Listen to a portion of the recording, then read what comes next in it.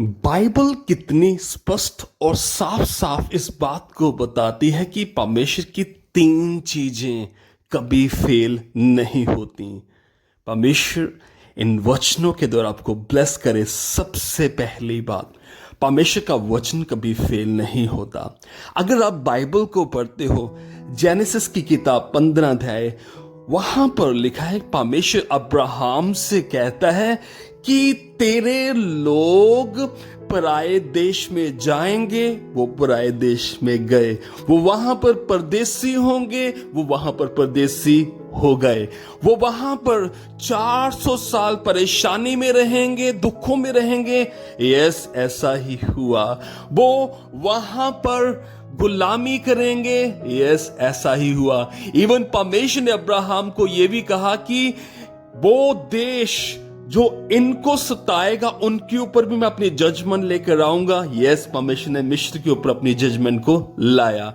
और परमेश्वर ने यह भी जाते जाते कहा अब्राहम को, अब्राहम जब ये लोग वहां से निकलेंगे मैं इनको निकालूंगा, ये वेल्थ के साथ निकलेंगे। और कूच की किताब कहती है, निर्गमन की किताब कहती है कि वो सोना चांदी के साथ, वेल्थ के साथ वहां से निकले। मींस यहां पर मैं आपको क्या कहना चाहता हूं, परमेश्वर का जो वचन था वो फेल नहीं हुआ।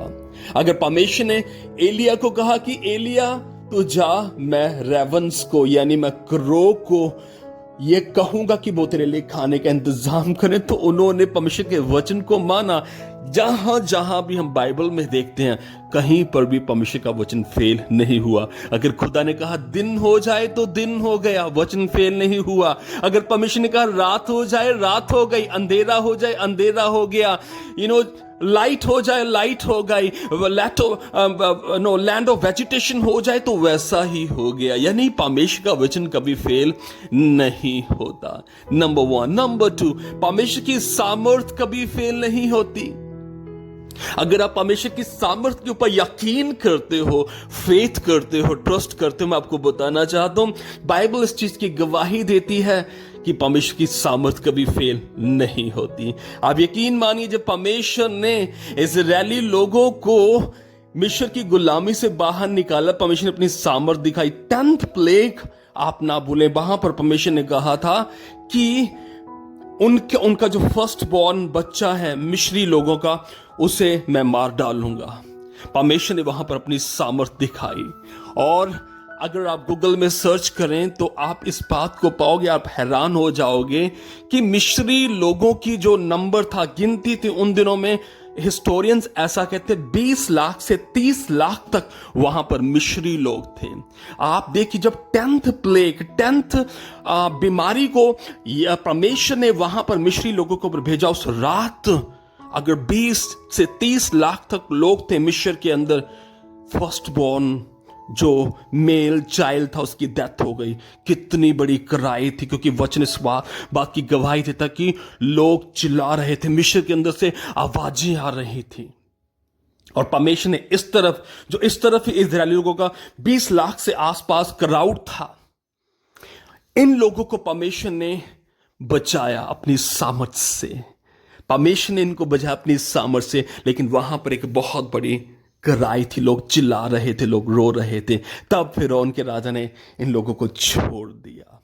अजीजों, एक छोटी सी घटना मैंने आपके साथ शेयर की है कि परमेश्वर ने कैसे अपनी सामर्थ से इजरायली लोगों को मिस्र की गुलामी से बाहर निकाला। और उस रात बहुत ज्यादा लोग रो रहे थे मिस्र के अंदर, क्योंकि फर्स्ट बोर्न जो मेल चाइल्ड था उसकी डेथ हो चुकी थी। हर घर में, ऑलमोस्ट हर घर में ऐसी चिल्लाहट थी, रोने की आवाज आ रही थी, लोग रो रहे थे अपने बच्चों को देखकर।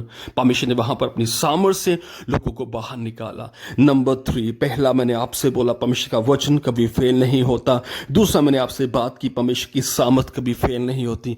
और तीसरी बात मैं आपको कहना चाहता हूं, परमेश्वर का डिलीवरेंस, जो छुटकारा परमेश्वर की ओर से आता है, वो कभी फेल नहीं होता।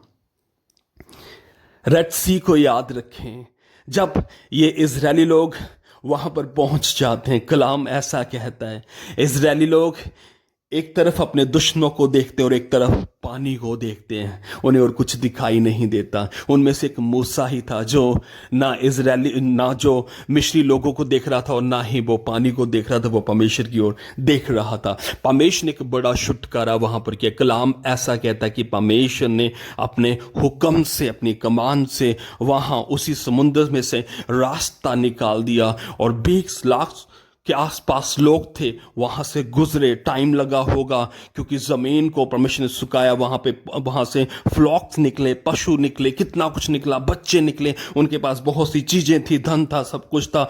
वहां उन्हें गुजरते गुजरते टाइम लगा, लेकिन जब मिस्री लोग वहां पर आते हैं, खुदा कंप्लीट छुटकारा करता। कलाम ऐसा कहता कि वो वहां पर परमेश्वर फिर से पानी को हुक्म देता, पानी उन्हें वहीं पर खत्म कर देता, उसी समुद्र, उसी लाल समुद्र में उन्हें खत्म कर देता। वहां पर लाशें ही लाशें थी। परमेश्वर ने इजरायली लोगों को कंप्लीट छुटकारा दिया।